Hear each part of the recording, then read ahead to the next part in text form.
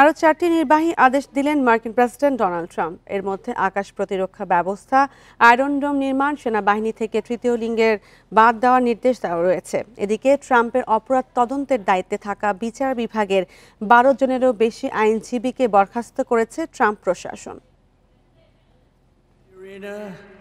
গত ২০ জানুয়ারি যুক্তরাষ্ট্রের ৪৭তম প্রেসিডেন্টের দায়িত্ব নেওয়ার পর থেকে প্রতিদিনই একের পর এক নির্বাহী আদেশ জারি করছেন ডোনাল্ড ট্রাম্প। সবশেষ স্থানীয় সময় সোমবার 4টি আদেশ জারি করেন মার্কিন প্রেসিডেন্ট। এর মধ্যে রয়েছে আকাশ প্রতিরক্ষা ব্যবস্থা, আয়রন ডোম নির্মাণ করা। যুক্তরাষ্ট্রের প্রতিরক্ষা ব্যবস্থা আরও শক্তিশালী করতেই ট্রাম্পের এই পদক্ষেপ। এছাড়া মার্কিন সামরিক বাহিনী থেকে ট্রান্সজেন্ডার মতাদর্শ সম্পূর্ণভাবে দূর করতে বাহিনী থেকে তৃতীয় লিঙ্গদের বাদ দেওয়ার নির্দেশ দিয়েছেন ডোনাল্ড ট্রাম্প।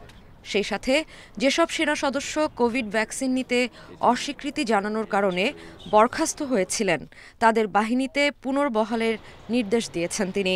কোভিড ভ্যাকসিন না নেয়ার জন্য ৮,২০০ সেনা সদস্যকে বরখাস্ত করা হয়েছিল।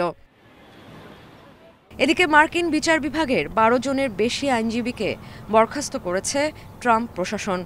এসব আইনজীবী ট্রাম্পের বিরুদ্ধে 2টি ফৌজদারি মামলা নিয়ে তদন্ত করেছিলেন।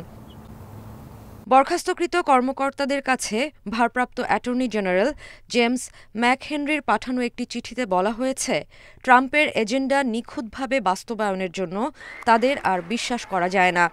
চিঠিতে এসব কর্মকর্তাদের বরখাস্তকে ন্যায্যতা দিতে মার্কিন সংবিধানের অধীনে প্রধান নির্বাহী হিসেবে ট্রাম্পের ক্ষমতার কথা উল্লেখ করেছেন ম্যাকহেনরি। পাশাপাশি আন্তর্জাতিক উন্নয়ন সংস্থা ইউএসএইডের বেশ কয়েকজন সিনিয়র কর্মকর্তাকে ছুটিতে পাঠানো হয়েছে। তারা প্রেসিডেন্টের নির্বাহী আদেশ প্রতিপালন না করার চেষ্টা করেছিলেন বলে অভিযোগ আনা হয়েছে।